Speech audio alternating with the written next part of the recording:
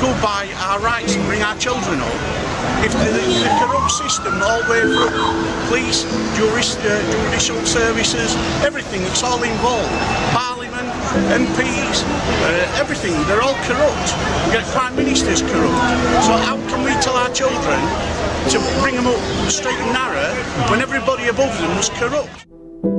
Peter Lynch, 61, a proud grandfather and father of 4, was sentenced to 2 years, 8 months in prison. His so-called crime? Raising his voice and holding a banner in defence of what he believed. Branded a far-right thug by the media and Keir Starmer, Peter was thrown into a brutal prison system among violent criminals. But the real justice, he paid the ultimate price. Alone, isolated from family he cherished, Peter took his own life in a cold, unforgiving cell. His voice may have been silenced, but his sacrifice will echo through history. May he rest in peace.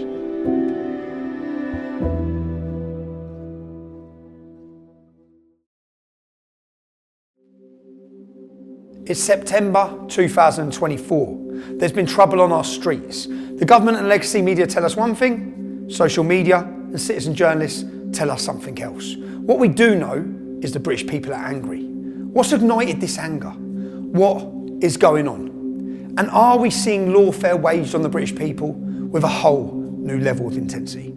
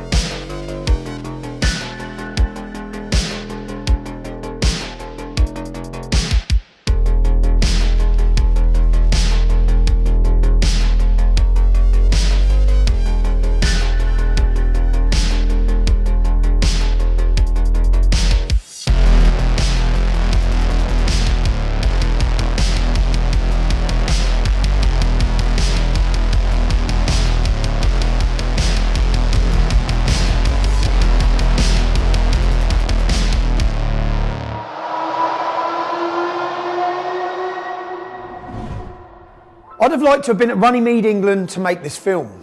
Why Runnymede? Because it's where King John was made to sign the Magna Carta over 800 years ago. The Magna Carta is a document designed to shackle the power of tyrants. A document that makes it clear that everyone, including the king, who was the authority in the land at the time, is subject to the law. And the law is to be applied without fear or favour. A document that has inspired freedom-loving people around the world. A document to protect free-born English men and women from the abuse at the hands of tyrants. How fast and how far our nation has fallen. Now, we looked at the architecture of a totalitarian state in Lawfare, the film we launched on 1st of June this year. Two-tier policing, a politicised judiciary, a controlled media, and dissenting voices being crushed. These are just some of the pieces that the Conservatives put in place, working hard to build their utopian totalitarian state. New legislation, arrest for hurtful words, thought crime debanked, fired. This has all been the case for a few years now. And digital programmable money, mass surveillance, social credit scores, 15-minute cities, pay per mile to drive. Yes, the ULEZ infrastructure is already in place for that. Centrally controlled food supply. All these things will follow soon. More tax, less freedom, and prison for anyone who objects. But right now, we have a new Labour government, and we could not have imagined how quickly and vigorously these new totalitarians, this morally bankrupt, communist, bewildered, one-term Labour government would have set about implementing their evil plans. We explained previously how totalitarians use all the institutions of the state to create the facade of fairness, due process and a democracy. It's all a facade, while in fact they seek to destroy the very fabric of our society with their so-called progressive ideologies. Progressive ideologies that care not a bit for the oppressed, but use social justice as a veil for their hatred of the status quo. These totalitarians create division and chaos as the pretext to usher in their totalitarian utopia. Division and chaos, they both serve their purpose. And they create phantoms, imaginary foes. They turn the gullible against these imaginary demons. Why do they do this? Well, they have no power if they are scrutinised and exposed for what they are. They have no power if the people unite against them. And they are driven by three emotions. Three emotions lie at the heart of every totalitarian regime. And Keir Starmer's regime is no different. They're driven by lust, fear, and loathing.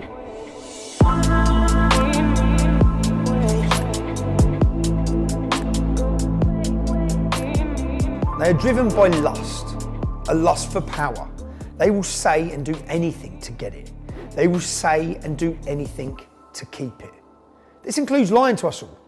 We won't take away the winter fuel allowance. We won't raise taxes. They get elected, they take away the winter fuel allowance from thousands and thousands of pensioners on as little as £13,000 a year.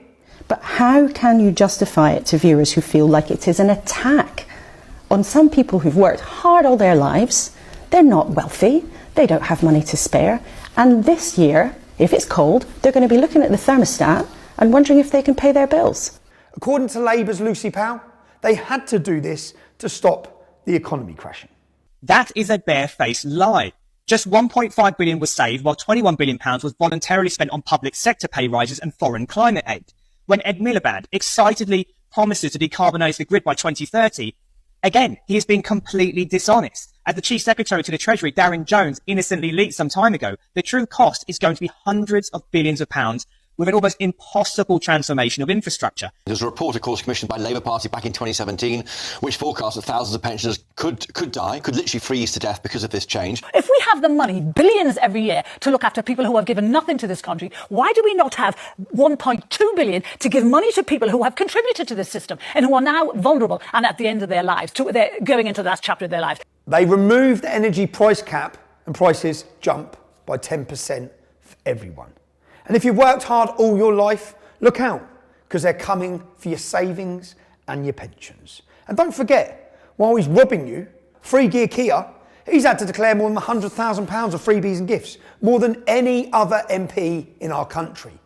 And they say they've just found a £22 billion black hole in the nation's finances. We have found a £22 billion black hole in the economy.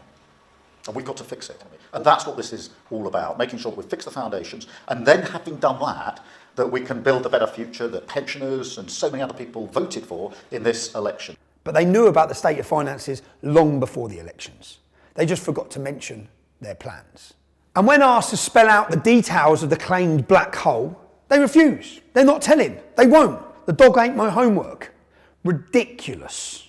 They're not hiding the political choices they've made. They're actually proud of them. They can't use your taxes, remember our taxes, that's whose tax it is yours. They can't use them to help freezing pensioners this winter, but they can choose to send $3 billion a year of your tax to Ukraine to drag us towards war with Russia, instead of pursuing peace. They choose to send $6.4 billion a year of your taxes to support asylum and illegal migration. That's according to the Institute for Fiscal Studies. That's up 50% from last year and 6 times higher than in 2018. What's it going to look like next year or the year after? That's right, $6.4 billion in support of unilateral cultural suicide. Angela Rayner has announced that she's abandoning plans to give British people, in brackets, who have paid their stamp or taxes, close brackets, priority council housing. We're going to allow migrants to get that. And if you thought that wasn't bad enough, I'd love your response to this, because this sent me today quite literally over the edge. If you're a terrorist and you wanted to get social housing, you were going to be banned under Labour's manifesto. That's been reversed as well today. So what we're saying, Ben, is we're going to allow millions of people to come into this country and take away homes or whatever from British people who need them. And that is not racist to make that comment. That is an absolute proven fact. It is a proven fact. And that, amongst other reasons, is why people from all those deprived communities across the United Kingdom have been protesting against immigration for the last few weeks. They choose to give away $8 billion of your taxes on climate aid. That's giving money to other countries to help them for their so-called climate challenges. $8 billion of your money, but can't keep the pensioners warm. They choose to spend trillions, yes, trillions of your taxes to pursue their own net zero wet dream, exporting our carbon emissions to China and India as we commit unilateral industrial disarmament and drive millions and millions into fuel poverty. Don't take my word for it.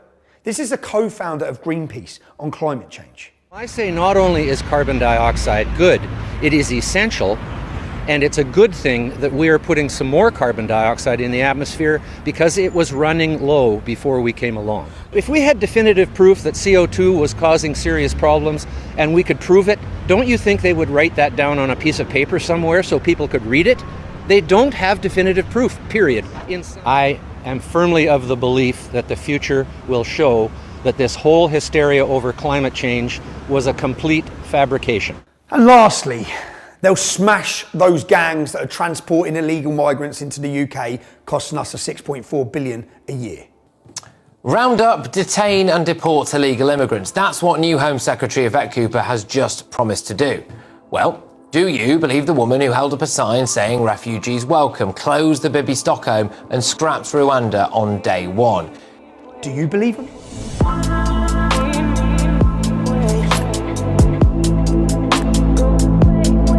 They're also driven by fear. They fear their loyalty to the World Economic Forum and its globalist and totalitarian agenda being exposed and revealed. You have to choose now between Davos or Westminster. Davos. Why? Because Westminster is too constrained. They fear their incompetence and failures being exposed. Immigration policy, energy policy, foreign policy, every policy is a failure. They fear losing power.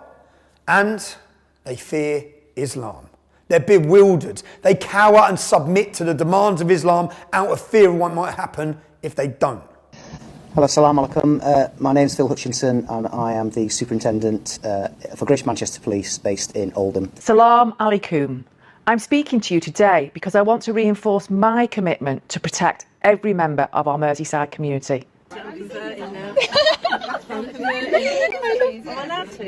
Yeah.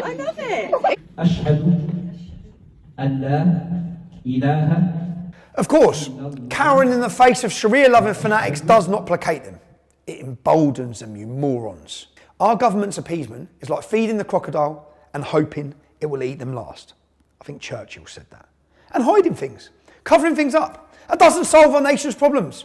It's obvious to most of us by now, covering things up lets the problems grow and grow and grow. They've done that for the last 40 years with Pakistani rape gangs for the sake of community cohesion. And they're doing it now with mass migration and the Islamisation of the United Kingdom.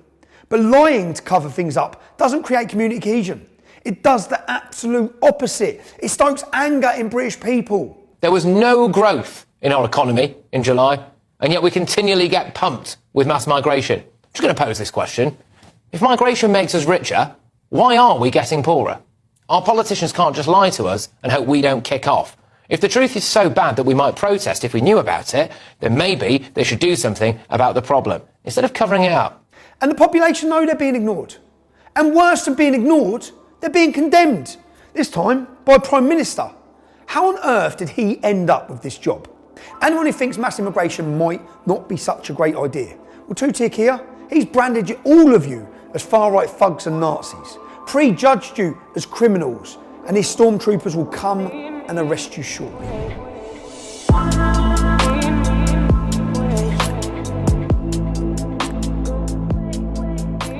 The third emotion driving our so-called leaders is loathing. They don't believe in the nation state. They believe in open borders and cheap labour for global corporations. Their loyalties lie with the World Economic Forum. Tootie here has made that pretty clear already. They loathe our nation and its people. The obstacles to their globalist totalitarian utopia. They don't want to be challenged. They are terrified of scrutiny. They don't want their lies exposed, and they certainly don't want to listen to you, the British people. Everybody's lives matter. Black lives matter. Trans lives matter. Refugees' lives matter, except old people's lives don't seem to matter. Why on earth are they choosing this as their first hill to die on? Will our so-called leaders ever recognise the legitimate concerns and grievances of the British people? Do our so-called leaders actually want to solve the problems, or do they want to use the problems? Problems they created, by the way, to take more power and take away more of your freedoms.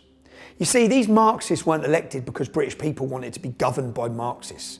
They were only elected because of the Tories spent 14 years failing everyone. They failed the British people, failing to be remotely conservative, failing to lower taxes, failing to control our borders, failing to protect our freedoms. And now in power, these Marxists want a state of perpetual chaos and division that they create. Divide and rule. There must be an enemy. There must be a reason to take action against these enemies of the state, and that action will always take away your freedom. There's been a knife attack on a property in Hart Street. There are reports of it involving children, and I can now confirm that some of the patients have been taken to Alder Hey Children's Hospital, so that would suggest that those reports have indeed been accurate. Here in the UK, 2 children have been killed in what police called a ferocious stabbing at a dance class in Southport in the northwest of England. How many more children have died in our streets, Prime Minister? Time to change, Norma. Come on, it's needed. How many more children? Is it mine next? Got your photos, off you go. Make a real change, Prime Minister. Make a real change! Our children! Go away! My friend's 9-year-old daughter was killed. You don't want it! The person I've held as a child, and you can't do shit!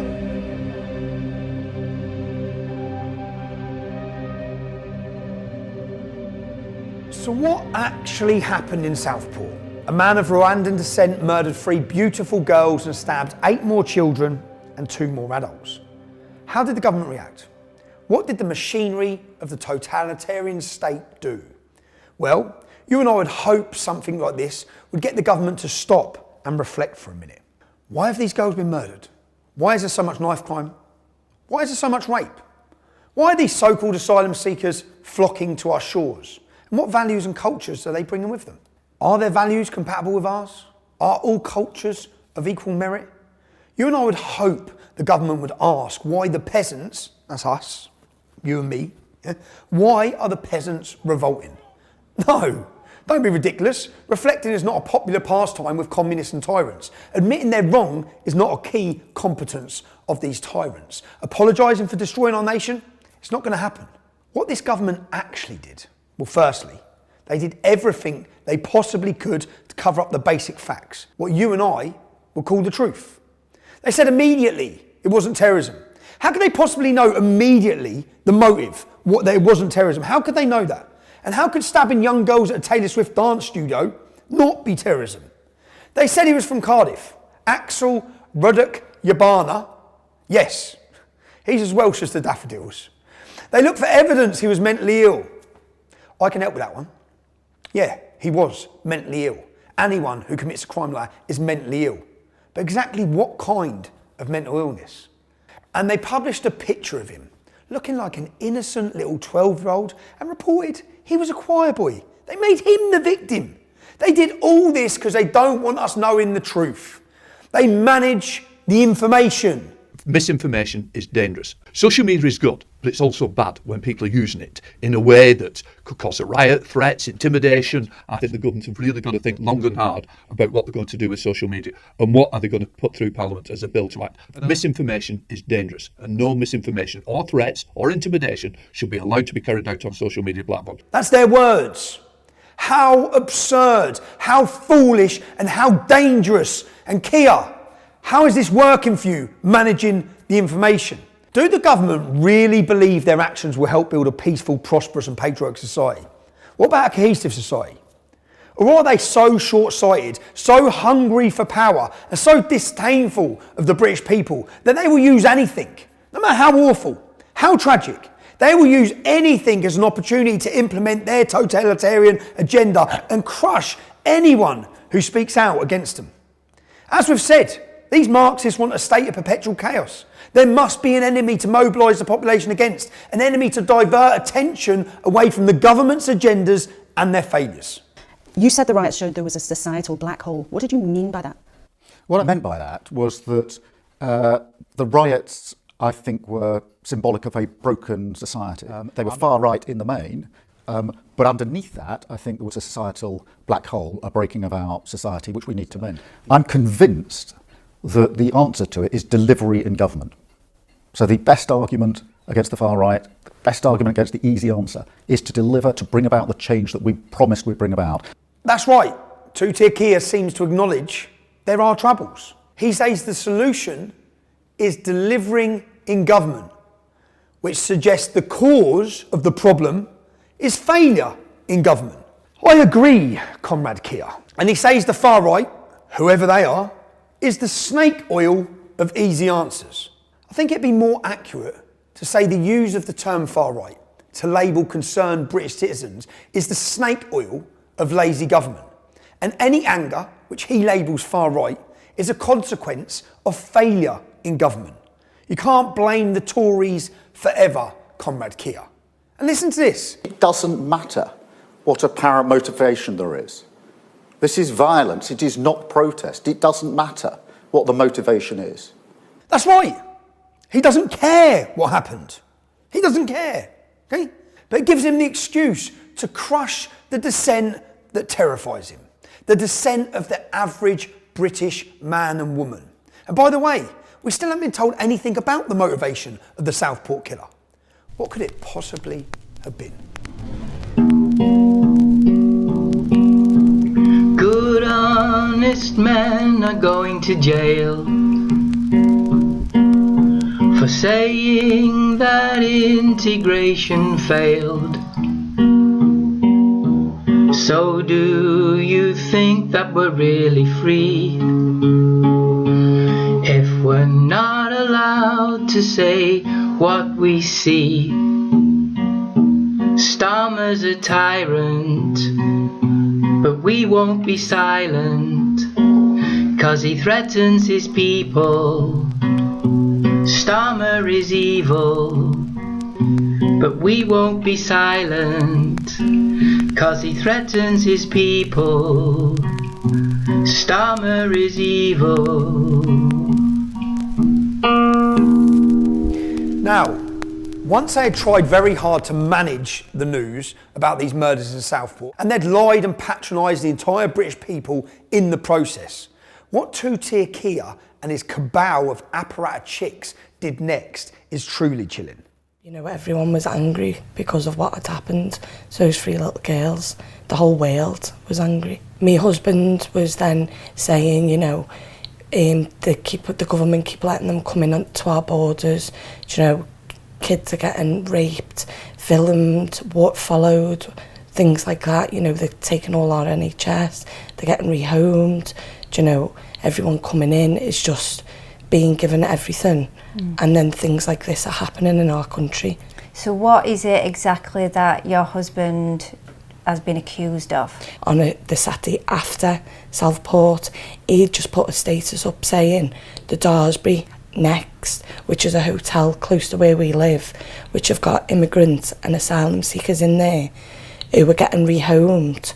So he weren't inciting that he's going there to do anything. He was just saying, with all what's going on, that's the next place that will most probably happen. People will start rioting and stuff. But he didn't put that. He just put, it's going to be the Daresbury Next. Okay. Then people commented underneath his post, and he just put, it's the government's fault. If they stopped letting them in the borders, all this wouldn't be happening. Okay, so he was being vocal on the immigration issue. Yeah. He went there for his daughter and for his little sisters to stand up and say, like, enough's enough. With Jack being a father himself, he's a first-time dad to a little girl. He felt it, like, it touched him emotionally, what was going on.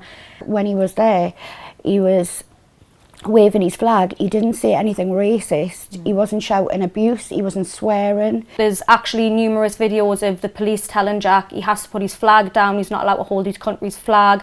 Jack saying to the police, listen, I'm not here for no violence. I haven't came for violence. I've came for a peaceful protest. The reason why he was arrested was because the police blockade, or whatever they call it, where they all have the shields, they ran and pushed his mum over, Julie, his mum, she's 68-year-old. They pushed her over, trampled over her, she was on the floor, they trampled over her. Lee seen this and then obviously tried to get through the police to get to his mum, who were on the floor. They were whacking him with a shield, sprayed him with CS gas, and he was saying, look, my mum's on the floor, I just need to get to my mum. After he just got arrested, when he was being held round the back of the Bluebell, the police officers were saying, I don't even know why you've been arrested, because his mum were there as well, obviously. All her face was bruised. They could see that she'd been injured, badly injured. I don't know if he were a sergeant or just a normal police officer. He was saying, I'll ring my inspector and see if we can let you go, because I don't think it's I don't think it's serious enough to be arrested. It's like you said, if it were mine, well, mine would have done the exact same. Obviously, we went home and we thought everything was fine, because obviously Jack didn't do nothing violent at all. And then that's when, exactly a week later, the police had knocked on the door, and then that's when he got arrested. So they started booting my door through. My little girl was screaming in the garden, It's all right. screaming in the garden, so my neighbour took her away. So I asked them to stop beating my door down and asked them what they were here for, and they wouldn't tell me. And I said, have you got a warrant? And they said, we don't need to give you one. And I said, my back door's open and my back gate, you can go down there, stop booting my door through. So at that point, when he stopped, Chris was coming out with the police, and then they went in and raided my whole house, looking for his phone, and took the kids' iPads and stuff. And was your little girl still there? She'd been taken to my neighbours, but she was just crying her eyes out. How long exactly did he get? He got 5 years, a year taken off. Then they took into consideration his health and his mental health, and then they gave him 32 months. He was sentenced to 3 years, 4 months, and also a 10-year criminal behaviour order. You're not going to see your partner Lee now for 3 years, 4 months? No. How do you think you're going to cope with that? I'm absolutely gutted, Sammy. It's broke the family up. Like, it's his daughter, he's a first-time dad to a little girl. Like, he's got Christmas coming up, it's the first one where she understands things. He's going to miss out on our first Christmas. He's missing out on our second birthday. Like, she's just like a little shell. She's usually a bubbly little girl. She's just not herself. She's not the same little girl. She just she sits and just stares into space and stuff.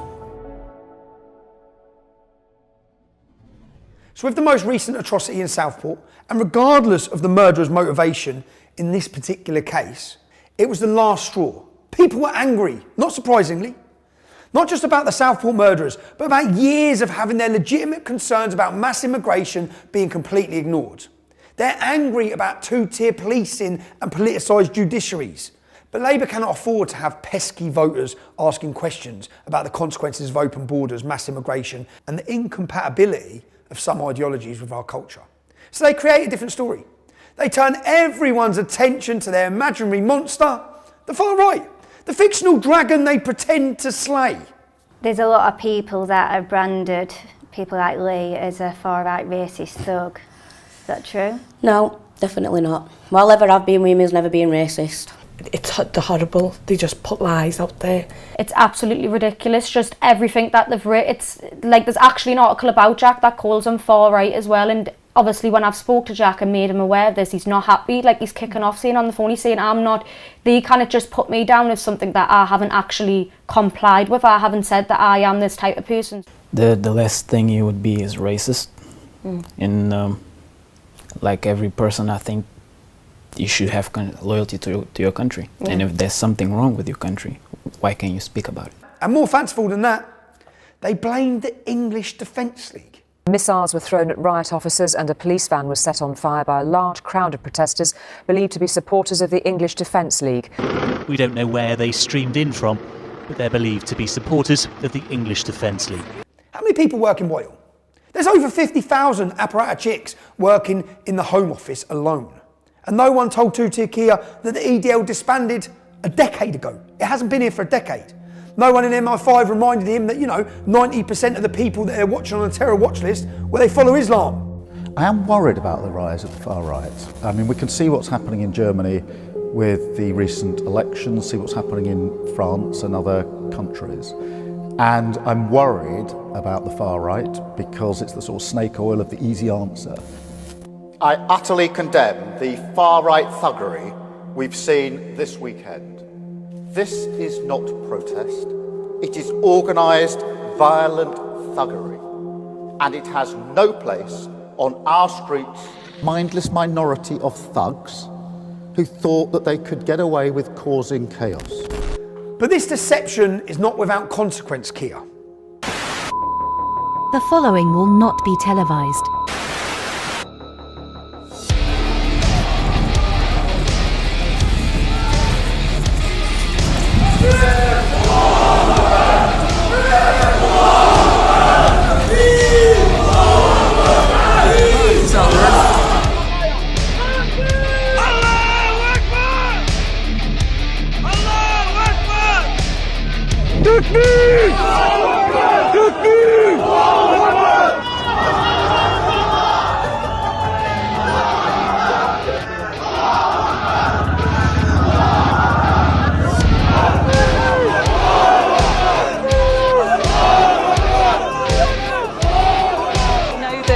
Muslim community leaders have been speaking to the police as well, because... Free Palestine! Free Palestine! But I think, apologies for the language you're hearing, but essentially...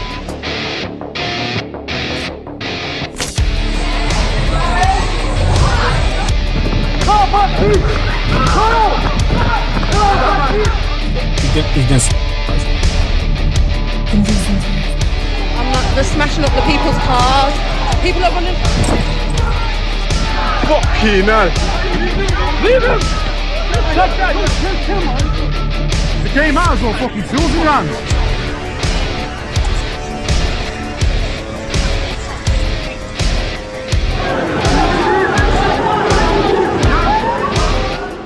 You know what, I disagree with that. Them people are not racist in there.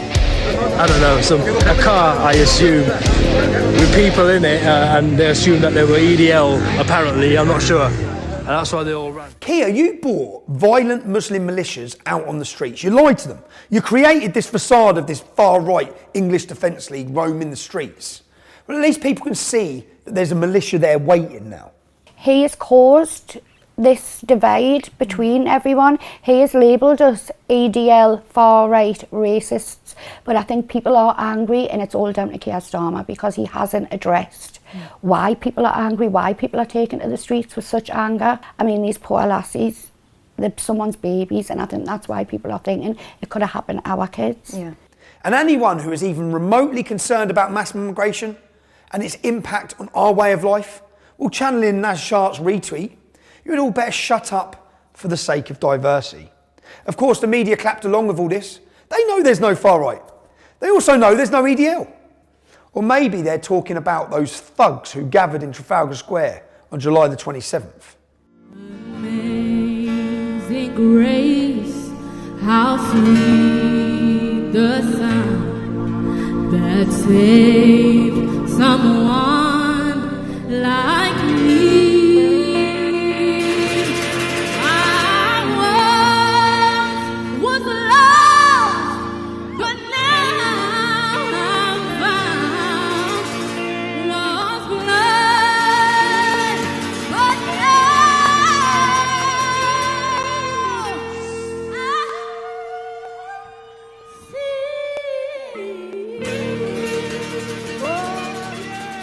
Deflecting works, of course. Before the population could blink, and without them even realising, the headlines and the news were all focused on the imaginary monster, the imaginary far right.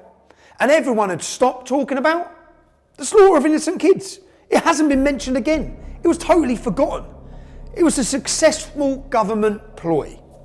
For me personally, they're working to blame me for the trouble on the streets. Well, what we've heard, Julie, from a lot of the far-right figures is that these protests that we've been seeing over the last week are not about extremists, they're about ordinary people just having their say.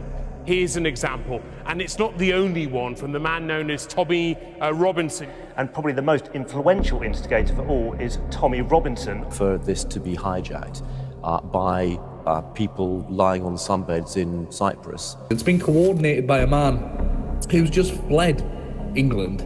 The English Defence League, I mean, give me their phone number, give me their email. I mean, the fella who's associated with most is on a sunbed in Cyprus. Tommy Robinson. He hates Europe, but there he is enjoying the European sunshine and stirring up poison and hate in this country. There's no truth in that. Bring the case against me. Bring the evidence. The evidence shows the total opposite. Not once did I call for violence, ever. I ask people not to be violent. Lads, you've got to remain calm. Look at our events in London, totally peaceful, totally calm, didn't matter. We were under attack by the media and politicians, by all of them. As far-right, racist, hooligans, all these things. A total appeal for calm. Try to remain calm. Just an appeal for calm, man. Bring the numbers, bring the noise, but don't bring any violence, man. Let me movement come in. Galvanise the country. That's what we need to do. Unite people. Now, yeah, the level of violence, it won't work. Anyway, stay safe. stop the violence. And to the men committing the violence, lads, those individual police officers who are coming out doing a difficult enough job have got families at home. They're ordinary people, okay? A peaceful revolution is brewing in Great Britain. A peaceful revolution. Now, why are the British public angry? I want to pause and take a moment to answer that question. I want to take a moment to help Kia and his cabal of apparatus chicks, because he seems to know there are troubles, he admits it. There's troubles on our streets. But I fear he may have misdiagnosed the cause. Well, it was publicised as being a protest against the lack of government action to deal with the increasing amount of stabbings and knife crime across the country, but in particular against the awful, atrocious, horrific, brutal murder of the 3 primary school age girls in Southport in their playgroup, which, like I think so many other people, I was incredibly upset and distraught about that. And I went there in that spirit. Intending to attend, and did attend, a peaceful protest. 8:45 in the evening, the police, the riot police, decided to just charge on the crowd. There was absolutely no forewarning, there was no announcement by the police, like on a megaphone or anything like that, to say, can you clear the area, can you move, because we're going to start arresting people. They didn't do that, they just started arresting people completely out of the blue, suddenly, without any notice whatsoever. And I turned round and I saw a police officer arresting someone, and then the police officer came towards me and arrested me, and I was handcuffed. I was handcuffed behind my back. So you were arrested for standing in the street? Basically, yeah. Well, absolutely, that was it. That was why I was arrested. And I did nothing, didn't resist arrest.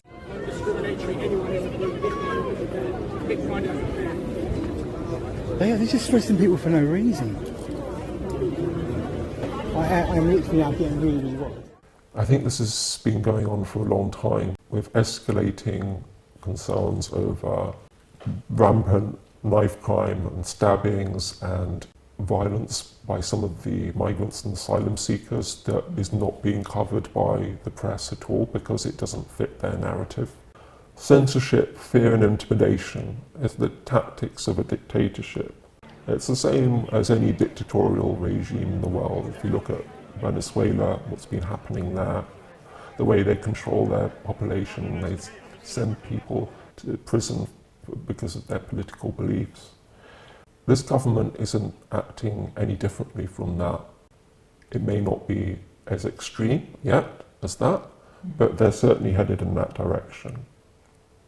We already know people are angry about the authorities covering up years and years of child rape gangs, mainly Pakistani Muslims. They are angry about two-tier policing.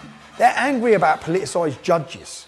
They are angry when they see the police cowering before Islam in the name of diversity. Let's have a look at what else is going on. Some of them, they're not screaming. It's like they wanted to be raped, you see. She also grabs you see, no more like crying. She's enjoying it, you know, even though she isn't, but it's like she's enjoying it. What about the consequences of what you're doing in terms of how that affects the person that's raped? Yeah, the consequences, we look at that all the time, you know, because it happens, she might scream, you know, people might wake up. A lot of people, especially. I'm not just talking about, I'm talking about the emotional effect, the physical effect it has on the girl. Yeah. We might rape her and wake up tomorrow with viruses ourselves, like HIV, you know. What about regretting what you've done to the girl? I also do regret about it, because if she fell pregnant, what will be that baby's father? Who will be that baby's father? But what about her personal feelings? That's right, all over the country, unchecked migrants are raping and killing, and more unchecked migrants arrive every single day. Maybe this is the reason people are angry. Let's have a look at the rape statistics for the UK. Yeah, we're the rape capital of Europe. There might be a reason people are angry. Wasting money, killing pensioners. Some breaking news from our end, actually. Channel migrant arrivals surged by 43%. That's from our Home and Security editor, Mark White. That's after 442 small boats crossed the Channel yesterday on Easter Sunday. That now brings the total for this year of 5,435 Channel crossings since the beginning of the year. That's well in excess of the 3,790 odd who'd crossed the Channel by small boat at this point in 2023. We were getting daily updates of the numbers during the COVID pandemic, and actually that's an astonishing amount. Over 440 boats yesterday. The weather's calmer at the moment, a little bit calmer. This is only going to increase over the summer. There are 1.7 million. That's a combined population of Glasgow, Cardiff and Nottingham. There are 1.7 million who are unemployed. They're not even looking for work. They're costing you and I, the taxpayer, £8.5 billion a year. That's the equivalent to a winter fuel allowance of £708 per year for every pensioner in this country. That might be a reason people are angry. Paedophile migrants, what about this? You have been talking very graphically to some 13-year-old girls. How long have you been in the UK? For 2 months. She said her ages. Do you want to see my dick? Yeah, do you want to taste it? You're asking other people's children to send them pictures of themselves. Ain't going nowhere. You facilitated a meet with a child for sex, didn't you? 13 years of age she was. You sent her pictures of your penis. Yes? No me, no me. Not you. Who? No me. Who? I don't know. Off your I phone? don't speak English. Do you not speak English? No? Yeah. How long have you been in the country? There's some couple of guys in it. I think 3 months. 3 months? No. Do you want visa? Don't finish it. Do you think it's okay to say that you want to eat and kiss a child's pussy? Do you? You want to get a child to your house, a 14-year-old girl you want to rape and abuse. You'd think they'd be on their best behaviour, but they're busy online grooming young children to rape within weeks or days of being in our country. Kids were getting filmed by them from the residents that live in the Daresbury. Family members had rang the police and stuff. The police had come, they'd move them on, wouldn't take the phones or anything off them. People were getting followed from the Aldi by the illegal immigrants that are supposedly living in the Daresbury Hotel. Okay. But they're saying that there's no men or anything in that hotel, it's just all women and children. Okay. But, have you ever seen any men? Yeah, but the whole of our area know that there's men in there. There's, for many years, been a lot of complaints about the hotel, about the immigrants that are staying there, the crime rate. Yep. There's also been reports that children as young as 12, 13 and 14 have been getting followed and harassed. What do you think to that? I was talking to a couple of ladies there who were telling me that a daughter had been exposed, that one were having a pee in bush round the lake and it was showing his bits to a 6-year-old daughter. She reported it, nothing got done about it. Another lady who I was speaking to, her daughter actually worked in the hotel and they used to follow her home every night. That might be a reason people are angry. And you get locked up for tweets. If you object to any of this and speak out online in anger or with humour. I was upstairs doing some work up in the attic loft space up in the house and I had a massive bang. This was about an hour later, a massive bang, and I was like, what's that? So I started coming down the staircase from the loft, and another big bang, that was when the door flew open, and all these police came walking up the stairs with the taser out. Kicked the door off. Yeah, they'd used one of them big battering ram things that absolutely destroyed the door. And they came running up the stairs, one with a taser out, hands behind your back, blah, blah, blah. Okay. And so I went with them. As I walked outside, there was about 8 or 9 coppers. They were everywhere. The warrant was for inciting racial hate on social media. Bad. I actually thought I'd walk into court, he would get laughed at and I would come back, I'd be back out of court. I spoke to the duty solicitor and then he told me, you are guilty though, Lee. You're guilty of sharing these pictures on your social media. So you are guilty. So I advise you to plead guilty to what they're saying to you in court today. I'm like, but I haven't done anything, there's no crime. And he's like, you're guilty of sharing these pictures. So let me get straight. You served 4 weeks in prison for sharing 3 memes. Yeah, that weren't even illegal. I hadn't even broke the law. It turns out now that I haven't even broke the law. I had a good job, a good woman. Do you think you'll ever get a good job like that back? No, definitely not. No, I've got this on my record now, haven't I? I'll be lucky if I even get clearance and get my vetting back for the job that I did do. The government is imprisoning people for their tweets. That might be another reason people are angry. Our prisons are on the point of collapse. So today, a new announcement that come September, thousands of prisoners can leave jail earlier than they would have otherwise. Well, they can't lock up these angry tweeters because the prisons are full, so they have to release thousands of prisoners early. That might be a reason people are angry. And he's made space in the jail, but not enough space for the BBC's latest paedophile superstar, Hugh Edwards, busy buying photos of children as young as 7 being raped. Doesn't spend a minute in jail. The judge was concerned about what might happen to him on the inside. He should be. But no such concern shown for the right-thinking people of Britain tweeting their disgust at successive governments' failures. Every tyrant knows once you have created your imaginary enemy, you need to instill fear in those in the population who are gullible enough to trust you. The number of people who still trust you and your government, Keir, is falling very fast. Sir Keir Starmer's approval rating has plummeted to its lowest level on record amid a growing cronyism scandal. The new poll shows almost 2/3 of voters think the government is more interested in serving its own interests than those of ordinary people. More people trust us, mate. I know he's watching it, which is great. And so, in collusion with far-left activists like Nick Lowles of Hope Not Hate and its cabal of Labour politicians, Hope Not Hate. It's a good name, that. Hope Not Hate. But they appear to me to be driven by hate, not hope. Well, in collusion with them and the legacy media, the story is pushed that 100 riots are planned across the country. But it's all a lie. And this was one of the potential protest sites for the far right on that list that was circulated on Telegram. Of course it was a lie. There was no riots planned. 100 demonstrations weren't even planned. Nick Lowles thought it was clever and the lie was funny. The government knew it was a lie. Hope Not Hate knew it was a lie. The papers knew it was a lie. But it didn't stop to consider whether it might be. But the lie was not without consequence. I love him. I care for him. I care for him. I care for him.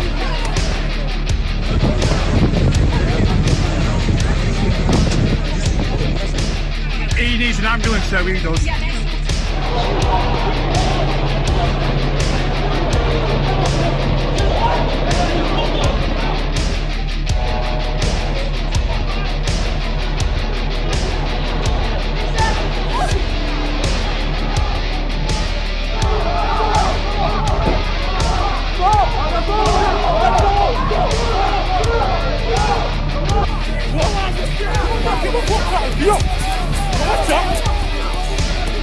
Samurai sword, you see? Is that a sword?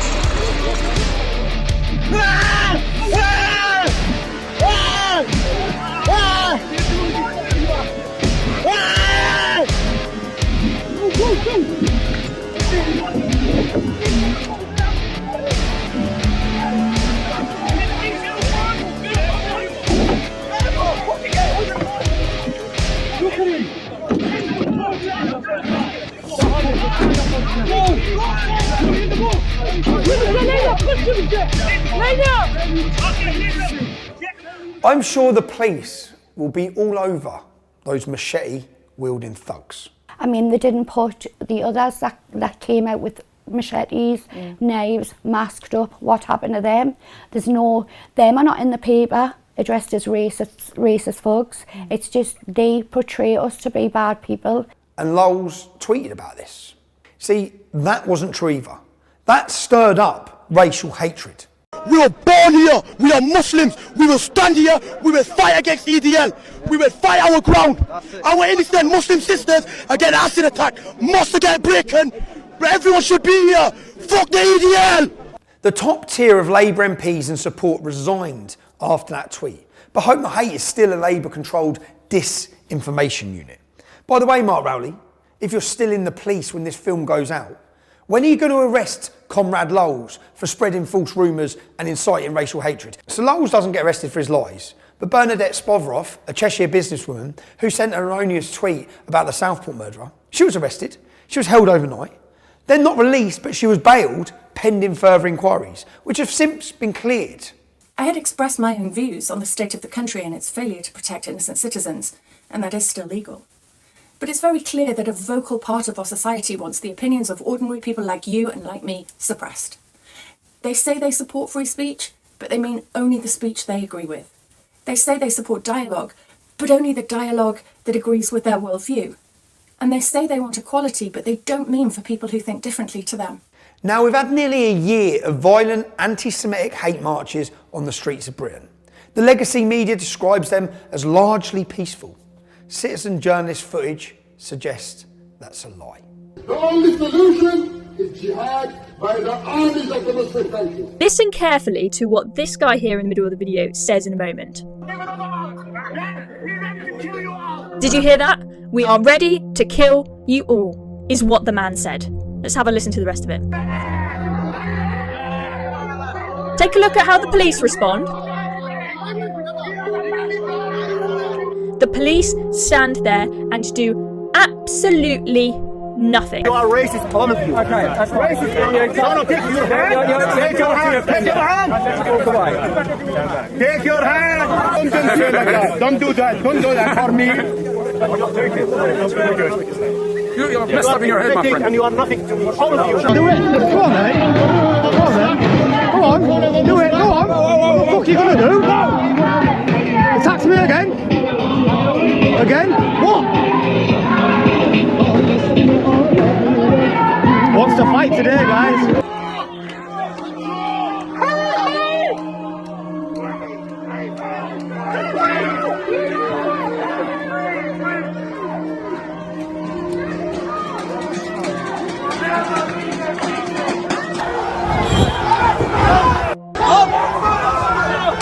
Hey, fuck the French.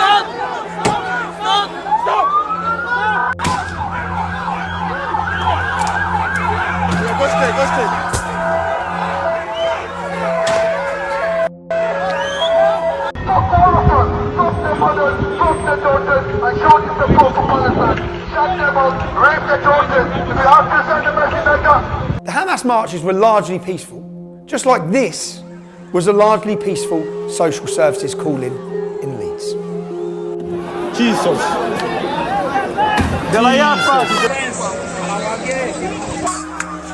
Oh my fucking God. That's the police running away from Romani gypsies and Pakistani rioters in Hare Hills, Leeds, after a social services call turned violent. The Hamas marches were largely peaceful, just like this was a largely peaceful chat between armed police at Manchester Airport and a largely peaceful Muslim family. By the way, these men, they were released without charge when a baying mob of Muslims turned up at Rochdale police station demanding their release.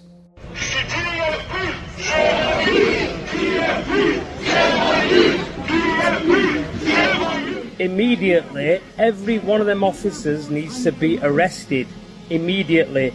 If not, then we will go to Plan B and you will see big protests, I promise you. Protests like you've never seen before. The Muslims demanded the police are suspended. And guess what? They were. The police suspended. And the cowering police are now focused on finding the person who leaked the CCTV footage. Total insanity. Have the Islamic thugs who battered the police on camera, have they been charged yet? No, they haven't. And yeah, the Hamas marches were largely peaceful, just like the Notting Hill Carnival was largely peaceful. Here's the legacy media's headline on that one. Last hour, they've given us an update that they've made 38 arrests and recovered 4 knives. And they said a man believed to be in his 20s has been stabbed. His injuries are not life-threatening. But overall, it's been a really peaceful and enjoyable day. So, no swift justice for the Hamas rioters, for the Leeds rioters, the Manchester Airport thugs, or Nick Lowell's. I wonder why. And no swift justice for the killers of Notting Hill Carnival. That was just a cultural celebration, of course. So we know the police treat different groups differently. No credible commentator would dispute it. In 2020, we had Black Lives Matter protests during COVID. During COVID lockdowns. Yeah. Sir Keir Starmer, now our Prime Minister, rushed to take the knee to express his solidarity with Black Lives Matter after they'd already injured 30 police officers during their protests, after they'd broken the law with the COVID lockdowns. Yeah. And Keir Starmer rushed to take the knee and he said, there are legitimate grievances here. This is about racial injustice. Yeah. Because rioting, on the left, remember, is the voice of the unheard. Yeah. This time around, the same Keir Starmer Despite us seeing videos on social media of Muslim gangs beating up white British kids on the street, walking around with knives and machetes, this time around Keir Starmer said, this is all far right, this is not legitimate, it's criminality, get these people into prison as quickly as possible. There was no discussion of legitimate grievances. There was no discussion of legitimate protests. But now two-tier Keir appears to have ordered the stormtroopers to grab and arrest anyone, literally anyone, who protests or tweets against the government and what it's doing. Obviously except for Hamas-loving protesters, anti-Semites, members of the Muslim militia. None of them. This is the moment police raid the home of a mother and a son suspected of violent disorder in Middlesbrough.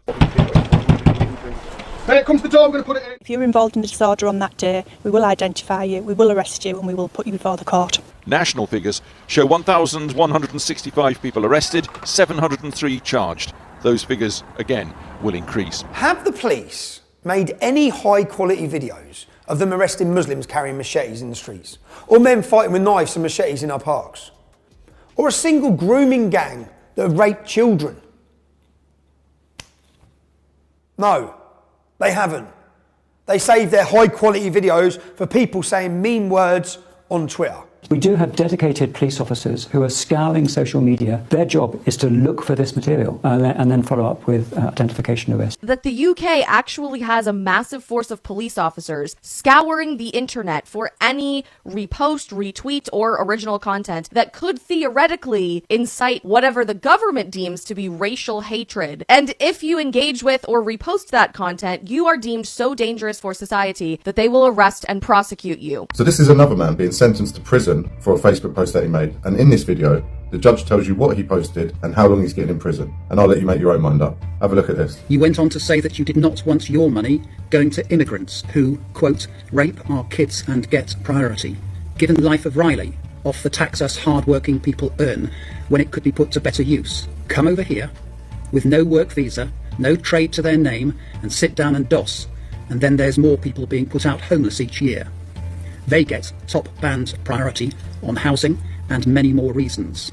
This offence is so serious that an immediate custodial sentence is unavoidable. The sentence that I passed has been reduced by 1/3 to reflect your guilty plea. The sentence is one of 20 months imprisonment. Every tyrant knows you can't run a totalitarian state unless the judges do what you tell them to. In Russia, North Korea, they're awarded DACAs, second homes in the countryside. In England, you get honours for doing what you're told. Honours. Let's be very clear. This has not been about protest. This has been about violence and thuggery. Bewildered Yvette, tough on crime, tough on imaginary crime. Her message to the judges was clear. People who tweet dissent, they're criminals. That's what she said, judged before any trial. And those judges have been busy. You have brought shame on yourself and the town of which you are a resident. You must be punished for what you did. The only mitigation, as I have indicated, is your guilty plea. Accordingly, the sentence is reduced to one of 2 years and 8 months imprisonment.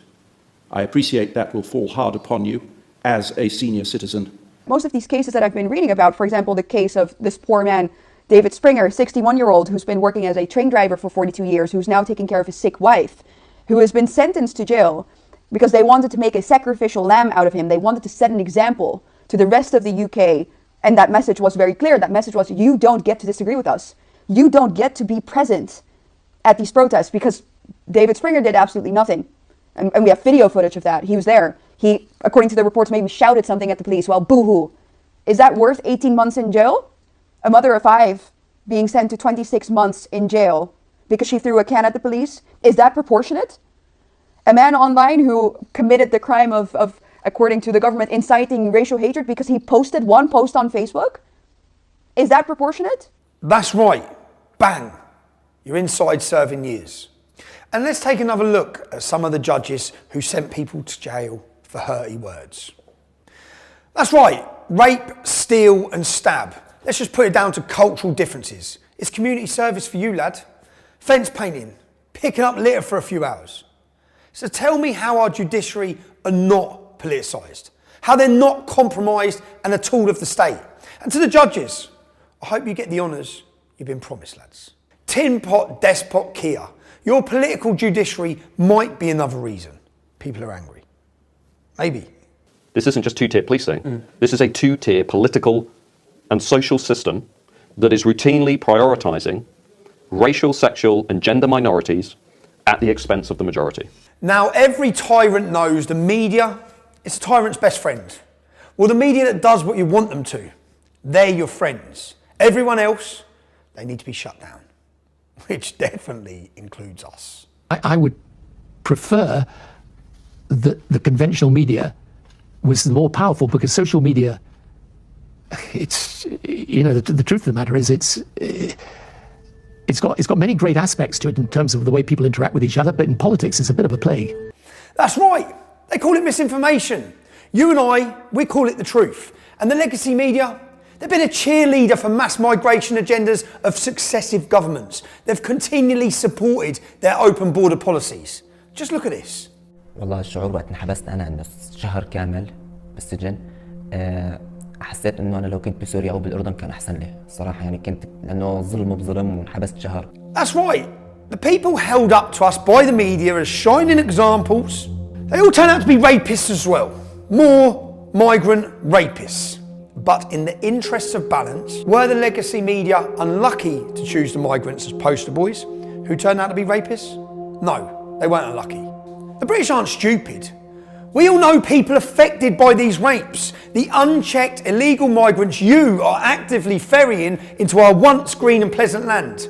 They're raping our daughters. They're killing, they're murdering. So tell me about university. How did that start? I only decided last minute that I wanted to go to university on my gap year a few months before. It was a very last minute decision. I just felt like I wanted a little bit of a change of plans in my life at that. How long had you been at university before the attack happened? 2 months. So not long? Yeah, new city, new lifestyle. Okay. I'd first met this man, or seen this man, way back in the city centre. Okay. He'd followed me for a very long time before the attack. Okay, so he'd followed you for a long time. Mm-hmm. Then what happened? So he just kind of grabbed me on the street and just kind of pulled me into the churchyard. So he pulled you into the church? Yeah. And then what happened? And then he kind of pushed me against, it was like a concrete block. Okay. And then just kind of pulled down my underwear. I suppose it's every parent's worst nightmare. She's very innocent, very trusting. And I was told that I just needed to step back as a dad. You want to take control, and you want to get in there and fix all the problems. But on this occasion, I had to step back and trust the police. And how long was it before you got to trial? It was 6 months, exactly 6 months from the day he was remanded. And did you go in and give evidence? I did. That must have been difficult. How was that? It was difficult. It was especially difficult because I had my final exams for uni on the same week. Wow. My exams for university were over a 2-week period, and it fell in the same week as the trial. So I was in and out of the exam hall and in and out of the courtroom at the same time. When the court case was going on, I booked all the time off. My intention was to go there for every day of the case, but I was pretty much told do not come by the police and the barrister due to the severity of it. My daughter closed down, didn't want any help. She was going to deal with this herself. It was very tough on her. She had lots of breakdowns. We had to drive up to where she was many times, 2, 3 in the morning to help her. So tell me about the rapist, where we're living. So this is what really gets to me, is he was staying in a hotel, and it's not far from a student village. Now, so he was living very close by to the university? Yeah, walking distance. The people that are coming illegally, but it says it, they're illegal. They've broken the law when they set foot on our shores. They've broken our laws. So at that point, they should then be detained and processed as criminals. But I don't believe they are. I believe they're being sent to hotels, being given money and free rein to just wander freely, throughout the community. He can apply for parole in just 8 years. If he comes out and he's not deported, and he's going to be living here, what do you plan to do? I plan on leaving the country within 7 years. You just want to be away from him? Yeah, I don't want to be out in the same. Do you think he should be deported? Yeah. Yeah. She's changed. Our relationship has changed. I don't think it'll ever be the same. How has it as it was. changed? We were quite close. We'd talk quite a lot. I was always there to support her and help her and guide her. But now, you know, I can message her and I could go maybe a week or 2 weeks before she'd respond to that message. Okay. You know, we'd play games, but we don't play games anymore. I'll call and she won't answer. She's a lot more distant. How do you feel as a parent when Sophie leaves the house now? Awful. It's really tough. So she does have a job. She does go to work part-time, and she does have to walk from where she's living to this job. Okay. And she can be walking home later at night now. Okay. It's not, and you know, we've got Find My Friends, so I can see where she is and when she's leaving. Yeah. And my heart just, I've had to stop looking at it, because if I you know, try and get an early night, because I've got to be up really early with work, and I Find My Friends and I can see that she's still at work, I'll then stay up and I'll follow her all the way home, and it's heart-wrenching, because then you'll see the dot stop, and straight away your mind goes to the absolute worst.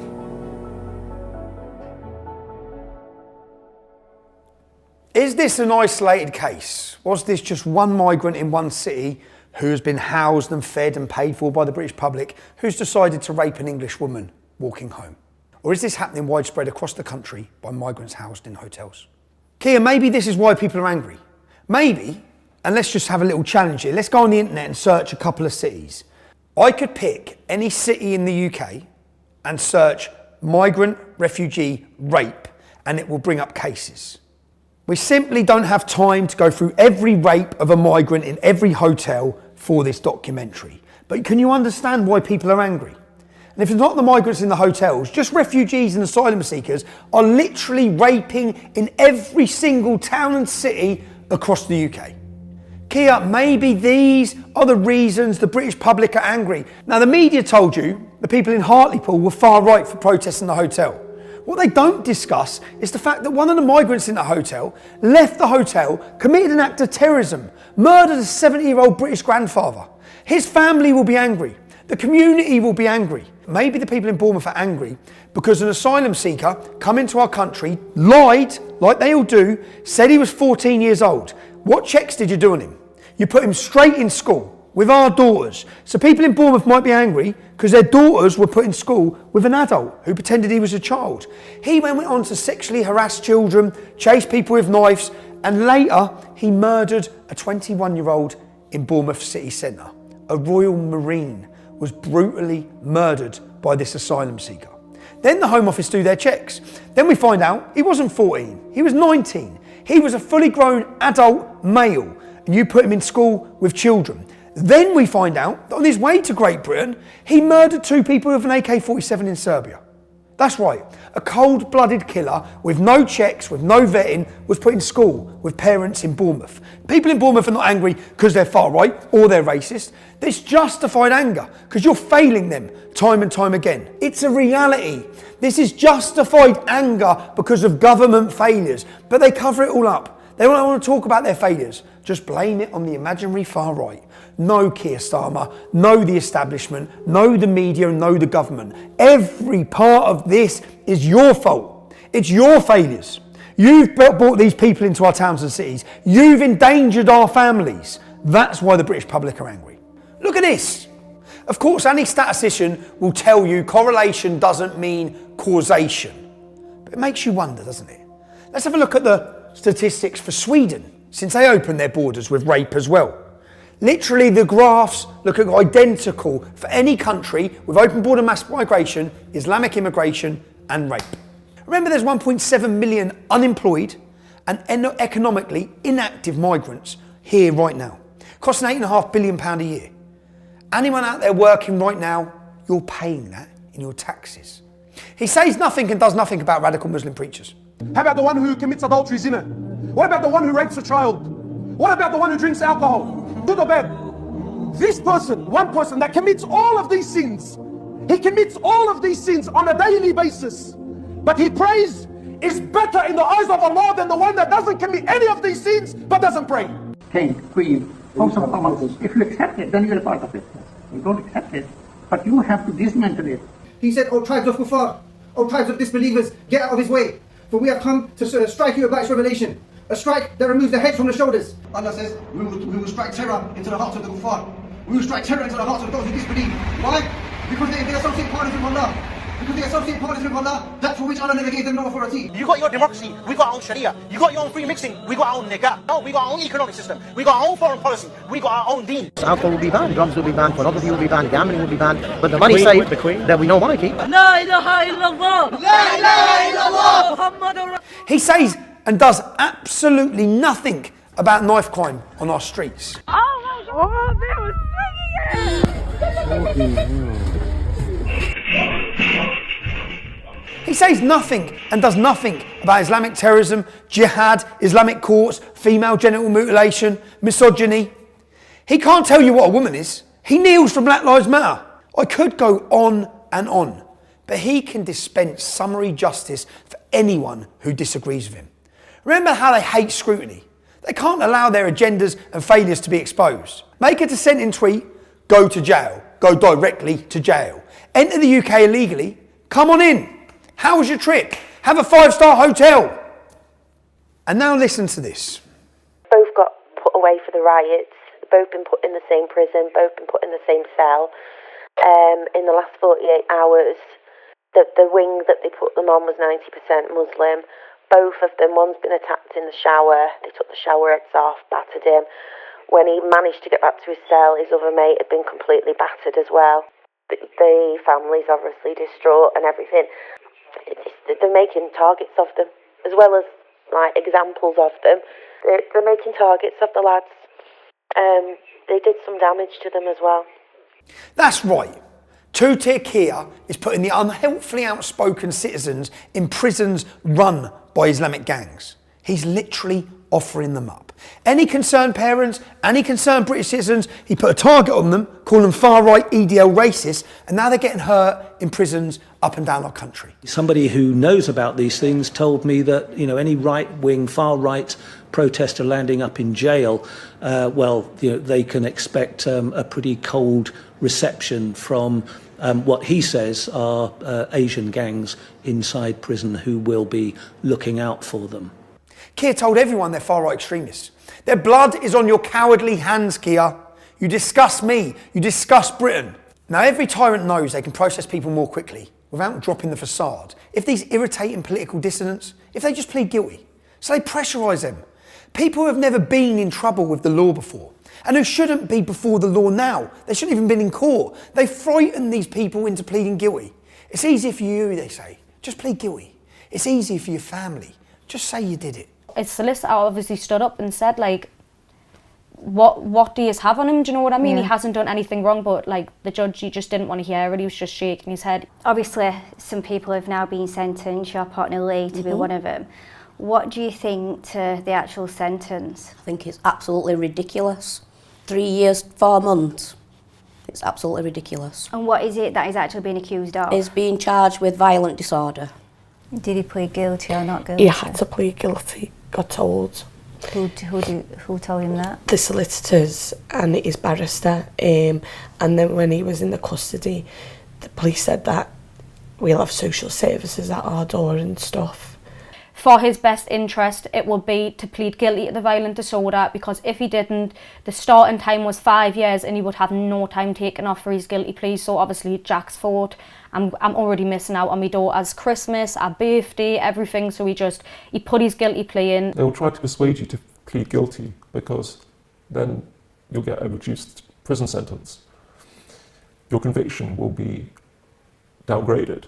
Then the headlines will say, oh, look, all these people who pleaded guilty, they must be guilty. And that's not why you pleaded guilty. You pled guilty in order to avoided a lengthier sentence. Well, it scared everyone. I mean, nobody wanted to even go out now because of the sentences these men have been given. Like, I don't agree with the riots, the smashing the place up and everything else, but I do agree with free speech and you should be able to protest on the streets. It's just like the post office scandal all over again. Plead guilty and it'll be easier for you. Innocent people suffering. These people are heroes. These people have sacrificed everything. These people are an example to each and every one of us.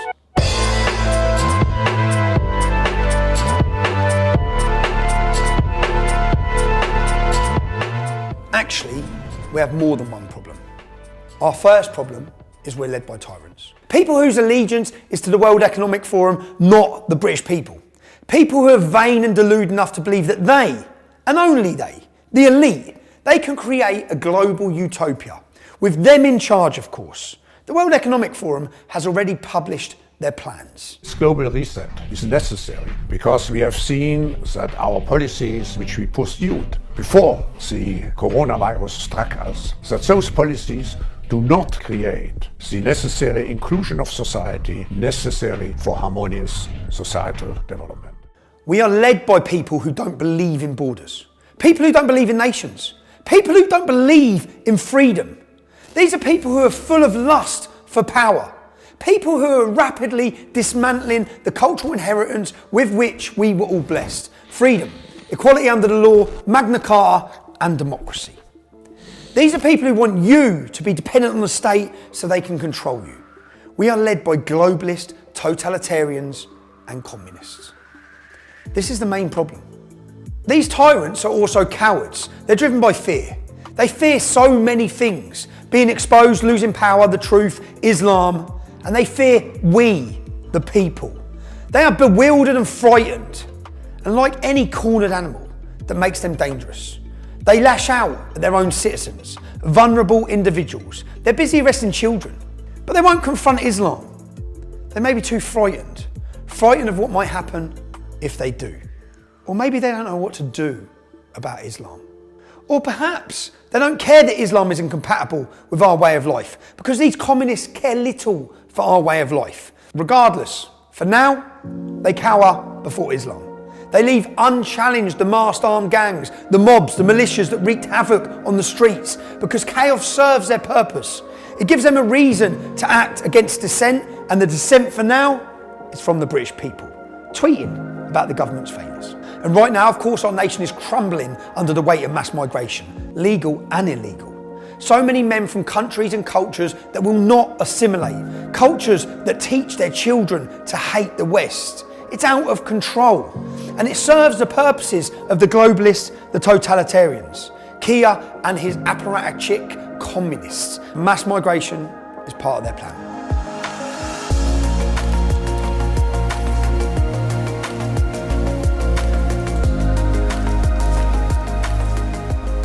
So, to the people of the United Kingdom, I'm afraid the picture is grim. Our country is in peril. We are led by tyrants and cowards. Our borders are porous. The government is imprisoning its political opponents. That's right. We now have political prisoners, ordinary, law-abiding people imprisoned for their views. Let that sink in. We all need to understand the freedoms our forefathers fought for, the cultural inheritance with which we were blessed. Neither of these things, our freedom nor our culture, neither's guaranteed. We are only ever one generation away from tyranny. We have never had to live under a fascist or communist regime.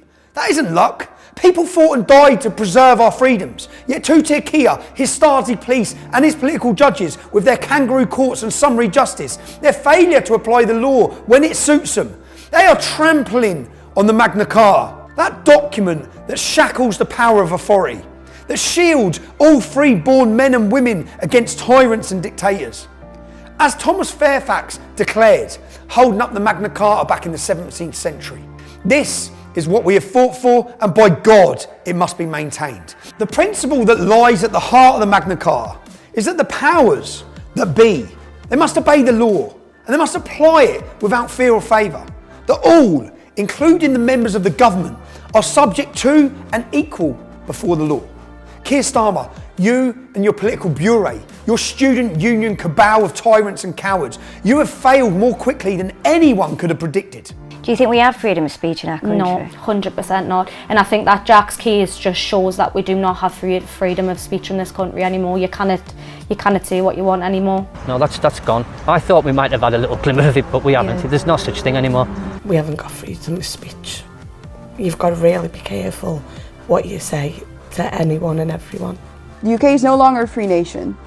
If you do not have democratic options to express your disagreement with the government, that country is no longer a democracy. The process is the punishment, and it will silence millions. And when we are silent, that is the end of our free speech. And many people still believe that if they allow the government to micromanage their lives and be their single source of truth, then things will be okay. Until one day they don't agree with their government, and they find it isn't okay because they can't speak of it. Without free speech, there is no democracy. And without democracy, there really is only tyranny. We are free-born English men and women. Your tyranny will fail. Sacrifices have to be made. The courageous political prisoners already know that. Men sitting in jail right now, they know that. And this government will be held to account more quickly than they expect. The tyranny we are seeing now has been years in the making. Blair, Cameron, May, Johnson, Sunak, and now Starmer. They're all subjects of the World Economic Masters and its totalitarian agenda. Years and years of small steps, controlling your speech, importing hell, taking your freedoms. So, the hour is upon us. The time is now. Each one of us must take a stand. We must build communities of resistance. We must organise politically. Conservative Labour, Lib Dems. We must drive every globalist from power. We must reclaim our nation. This is very urgent business, ladies and gentlemen, I beseech you. Resist it while you still can, and before the right to complain is taken away from you, which will be the next thing. You will be told you can't complain. Watch out for these symptoms. They are just symptoms of surrender. Resist it while you can. We must resist while we still can.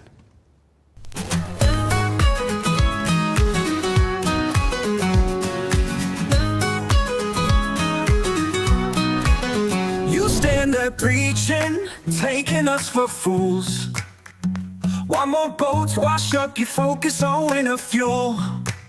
The art of distraction from the issue at hand. A foreign invasion of our ancestral lands. They aren't all refugees, they aren't all fleeing from war. Most of them are fighting age men. What do you think they are coming here for? Shame on you, shame on you. We're not far right, shame on you. Tell the truth, shame on you, shame on you, shame on you, shame on you. Draped in new designer suits, paid for by Lord Ali. While you take the side of every minority, you brand the British people, indigenous to this land, as far-right racist thugs. Why can't you understand? They aren't all refugees, they aren't all fleeing from war. Most of them are fighting age men. What do you think they are coming here for? Shame on you, shame on you. We're not far right, shame on you. Tell the truth, shame on you, shame on you, shame on you, shame on you.